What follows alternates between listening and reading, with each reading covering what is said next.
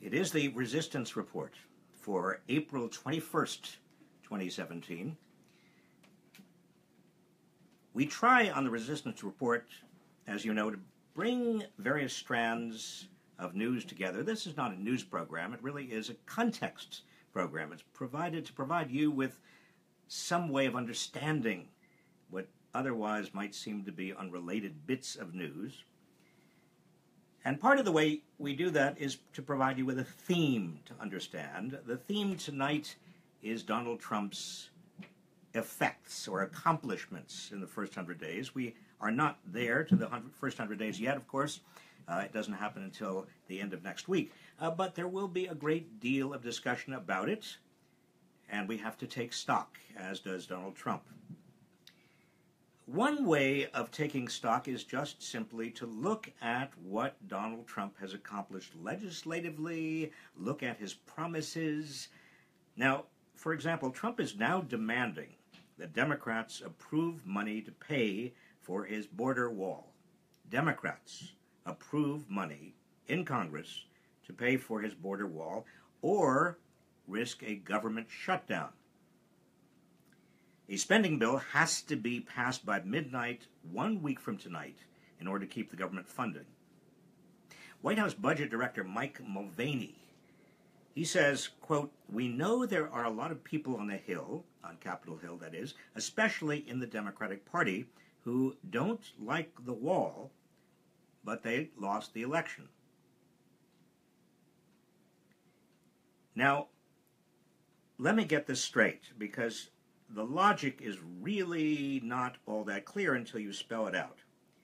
Now, Trump originally said that Mexico would pay for his wall along the Mexican border. Remember that? And then Mexico said it would not pay. So then Trump went to Republicans in Congress. He has a majority in the House and in the Senate, a Republican majority, and the Republican majority would not agree to pay for his border wall.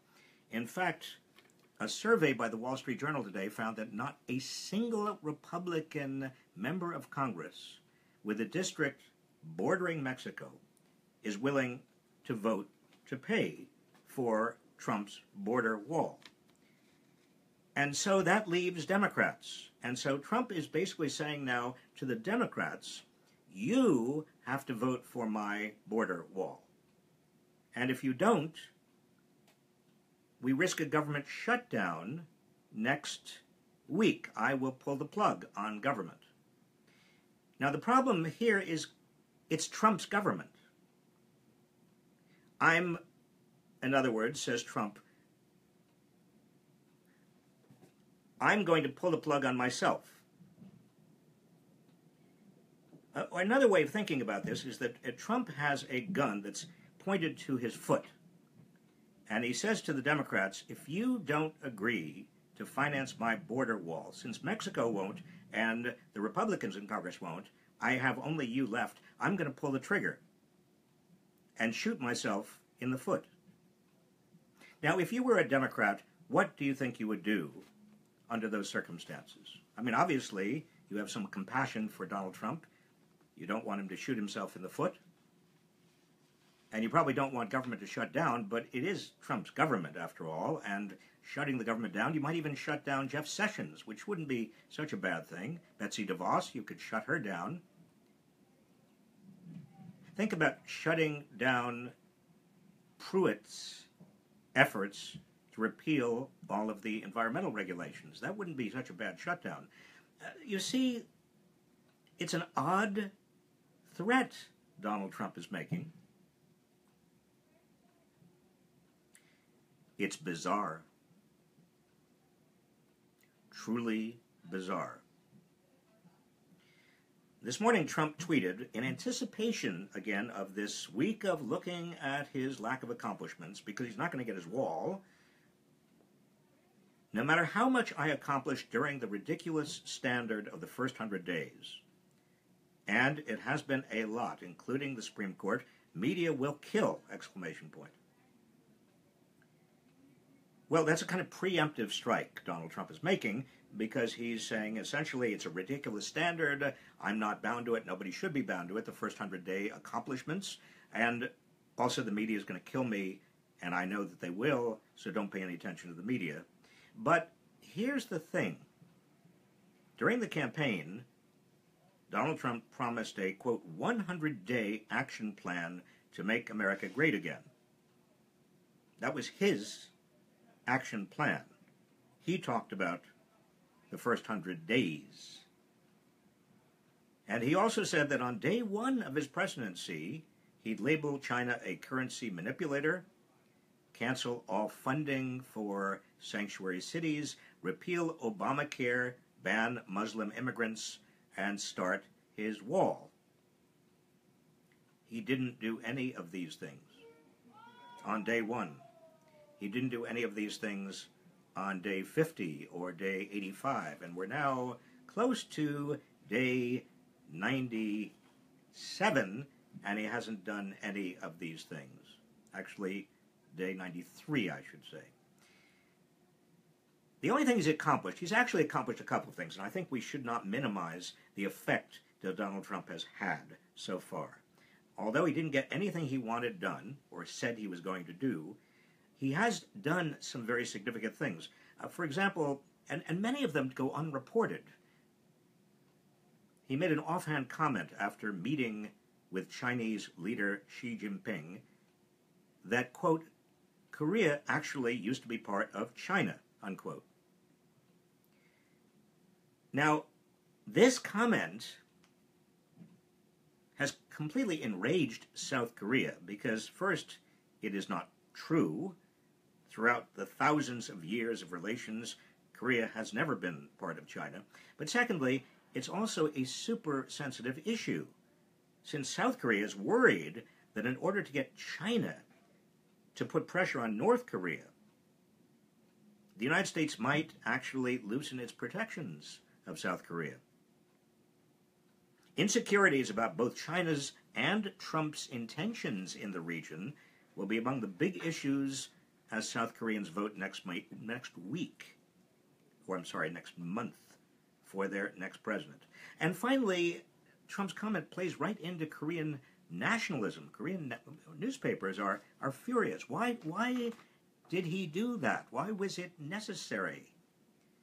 Again, part of his accomplishment, if you want to call it an accomplishment, certainly legacy of the first 100 days, is shooting off his mouth. Like he did this morning in a tweet, not literally his mouth, is shooting off his tweet. Another terrorist attack in Paris, he tweeted. The people of France will not take much more of this, will have a big effect on the presidential election, exclamation point. For Donald Trump to use yesterday's deadly shootout on Paris's best-known boulevard to try to score political points for, essentially, you know what he's doing. It's for Marine Le Pen, who has based her campaign on the same sort of anti-immigrant, anti-Muslim hate-mongering that Trump used in his campaign. For him to do that is, I'm sorry, I'm going to use the word contemptible. That's the only one that comes to me. And it plays right into the kind of war of civilizations narrative that Islamic extremists are seeking. Trump's hatefulness is extending around the world. Humankind is already paying a price. Well, I suppose you could say it's not really an accomplishment, it's a consequence. It's an effect of Trump being president. You know, I'm old enough to remember when John F. Kennedy was president and he invited the world's greatest artists, writers, scientists, philosophers to dine at the White House. Now, some of you may remember that, or some of you may have heard about that. He was the first president to do that, and it was kind of ennobling in a way. I remember feeling very proud of the White House, of the president, of what we had done as a civilization, as a culture. Well, this week, Donald Trump invited to dinner at the White House Ted Nugent, Kid Rock, and Sarah Palin.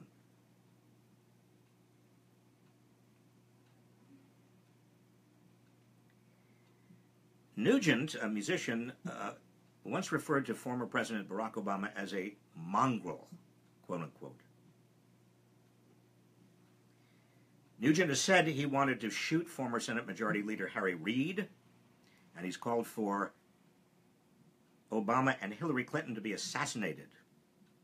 In 2012, after making a threatening remark about Obama, Nugent was asked if he regretted his comments. No, he said. He was the subject of a Secret Service investigation. Sarah Palin needs no introduction, I don't think. During the 2012 campaign, she accused Obama of viewing America, quote, as being so imperfect that he's palling around with terrorists who would target their own country, unquote. That's the least offensive Sarah Palin quote I could find, by the way. Kid Rock, the other invitee this week to dinner, his legal name, by the way, is Robert Ritchie. He rode the short-lived country rap rock music fad. Famously argued that he was an American badass in the hit song American Badass. He was briefly married to actress Pamela Anderson. You remember Pamela Anderson? I was on Bill Maher's. Do you remember Bill Maher had a show called Politically Incorrect? It was years ago. He may not remember that, but it was a show that he did, and he had a group of people sitting around a table, and I was one of his frequent guests, and Pamela Anderson was one guest, and I was another guest, and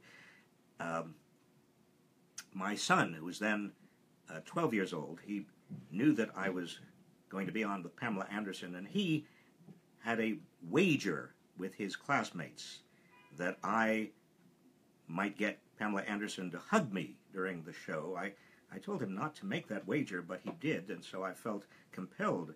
And by the end of the show, guess what? She hugged me. That doesn't necessarily mean that Kid Rock was entitled to be dining at the White House. I don't understand this. Nugent and Sarah Palin and Kid Rock, I mean, what is going on? When Trump gave the three of them a tour of the White House, and they came to Hillary Clinton's portrait, a member of the group asked the three to extend their middle fingers beneath the portrait, according to Nugent. One of Trump's major accomplishments in his first 100 days has been to demean and degrade both the office of the presidency and also the White House. Rather than feel ennobled, I'll tell you quite frankly, I suspect most Americans feel very saddened and embarrassed.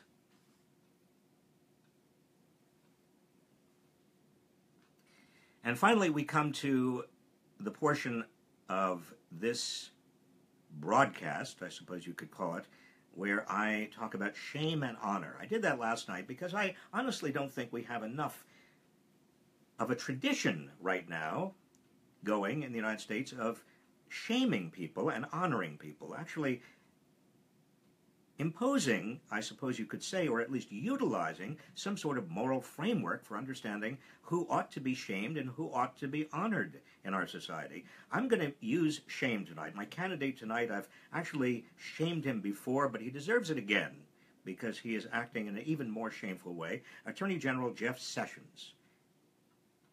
He demanded that 9 jurisdictions today, including the entire state of California, produce proof they are communicating with federal authorities about undocumented immigrants, or, says Sessions, they will lose funding for programs providing all sorts of things, including meals and medical care for seniors and low-income families. Now, Sessions' Justice Department also, at the same time today, claims that many of these jurisdictions are crumbling, and I'm quoting now, crumbling under the weight of illegal immigration and violent crime, unquote. And that New York, for example, quote, continues to see gang murder after gang murder, the predictable consequence of the city's soft-on-crime stance, unquote. This is all rubbish. First of all, Sessions is factually wrong. New York, for example, has seen a significant recent reduction in crime. Secondly, linking undocumented immigration to violent crime is absolutely bogus and insightful in terms of hate mongering. The rate of crime by undocumented immigration and undocumented immigrants is actually less than the rate of violent crime by people who are born in the United States. And Sessions' position is also unconstitutional. The Constitution gives Congress, not the President, the power to spend federal dollars. Moreover, the federal government cannot tell states and cities how to deploy their police. That violates the whole principle of federalism. America is not a police state run out of the Justice Department or the White House, at least not yet. Sessions is shameful. He may go down as the worst Attorney General ever, and that is saying something given the kinds of Attorney General. Remember John Ashcroft, anybody? We've had some doozies. But Jeff Sessions, who believes that the biggest enforcement priority in the United States ought to be immigration and undocumented immigrants, rounding them up, 11 million of them, deporting them, lying about crime and immigration, lying about crime statistics in places like New York. Jeff Sessions is following in the footsteps of his boss, Donald Trump. And what about honor? What about kudos? I do want to end at least my thoughts with you every night with something that is a little bit uplifting. I want to give kudos to the thousands of scientists who are preparing to participate tomorrow in the March for Science in Washington, D.C., as well as in many cities around the country. Now, they want to send a message, and it's a very important message. It's a message that science is important for our society, that policymaking in Washington must be based on real evidence, that women have a huge amount to contribute to scientific research, and also that the search for truth underlies the progress of science and the survival of humankind. If we give up on the search for truth, if we give up on scientific inquiry, we are doomed. And frankly, I find it amazing and appalling that we are living at a time with this kind of march, when scientists feel compelled to march to make these points. These points should have been and had been basic underlying consensus in the United States. But Trump's lies about everything from the supposed relationship between inoculation, childhood inoculation, and autism, to the role of humans in climate change, and much else, lying about facts, lying about scientific facts, and his efforts to cut funding for basic research, basic science in America. These efforts, part of his legacy, and tonight the theme is, what's his real legacy after 100 days? This is part of Trump's real legacy after 100 days. These efforts have created a new uncertainty in the public's mind about scientific fact, about what is truth and what is fiction, and pose a direct threat thereby to our democracy, to our sense of ourselves, our understanding of the world, our understanding of reality.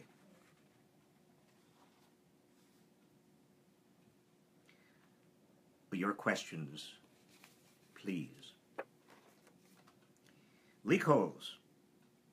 Historically, What have been the ramifications for the United States when the president is poorly spoken and ignorant of what's going on in the world and within his own administration? Has there ever been a president of the United States who is as ignorant and who speaks so imprecisely and incorrectly about so many issues? Lee, it's a good question. I have looked into that. And certainly going back a long way, I mean, you go to Washington and Adams, Jefferson, Madison, Monroe, John Quincy Adams, Jackson, Van Buren, Harrison, Tyler, Taylor, Fillmore, Pierce, Buchanan, Lincoln, Johnson, Grant, Hayes, Garfield, Arthur, Cleveland, Benjamin Harrison, Teddy Roosevelt, Wilson. I mean, have I mentioned any presidents who are as or were as ignorant and spoke so imprecisely and incorrectly? Warren G. Harding, maybe there's a candidate. He was also corrupt. Calvin Coolidge wasn't this bad. Herbert Hoover, no. Not Franklin D. Roosevelt. Not Harry Truman. Dwight Eisenhower, very knowledgeable. John F. Kennedy, Lyndon Johnson. You have to go a long, long way. There is no president that comes close to Donald Trump. Maybe Warren G. Harding. He's my only candidate for possibly as ignorant. Pam Chin, why can't someone in the Senate or the House do a Freedom of Information request on Trump's taxes? Well, Pam, that's a good question. I don't think that the House members or senators have the ability under the law, under the Privacy Act, to do a Freedom of Information request. Certainly they can make the request, but in terms of the Freedom of Information request being honored by the executive branch, I don't think so. They would have to go to the federal courts, and again, the question would be, what kind of exemption do they have under the Privacy Act because they're members of Congress? I don't think they have much, unfortunately. Robert Findlay, don't Trump's executive orders and actions thus far prove to more moderate Republicans that he is indeed in the pockets of big corporations, like he accused Hillary of being? Robert, I think it's all going to become quite evident, not next week, but over the next few months, to Trump supporters and moderate Republicans and conservative Republicans that Trump is in the hands of big business and Wall Street, that he is in the process of making the Washington swamp worse. You know, there are a lot of conservative Republicans who are livid about crony capitalism, about corporate welfare, about big money getting favors, special favors for big corporations at Wall Street, loopholes, subsidies, bailouts. I've spoken to a number of them, and it's becoming very evident and very obvious that Donald Trump is part of the problem, not part of the solution. That is going to be a larger and larger issue as we get closer to the 2018 midterms. Renee Foppy, am I pronouncing it correctly, Renee? Well, I don't know. Number one, will the election next month in Georgia really be the turning point for turning things around in next year's election? How much influence will the newly elected 2018 be able to exert? And how could a cap on the president's spending be created? Well, Renee, a lot of questions. With regard to, I'm not sure what you mean about the special election next month in Georgia, but let me just say that the 2018 congressional and Senate elections, 1/3 of the Senate will be up, the entire House will be up in 2018. Those will be important. And because they are now 18 and a half months away, the primaries are also now being formulated in terms of candidates who will be in those primary contests next year, starting really in January, February. That's not all that far from now. So what I want to focus you on, all of you, is the importance of the midterms and also how close they are in terms of the actual institutions of politics.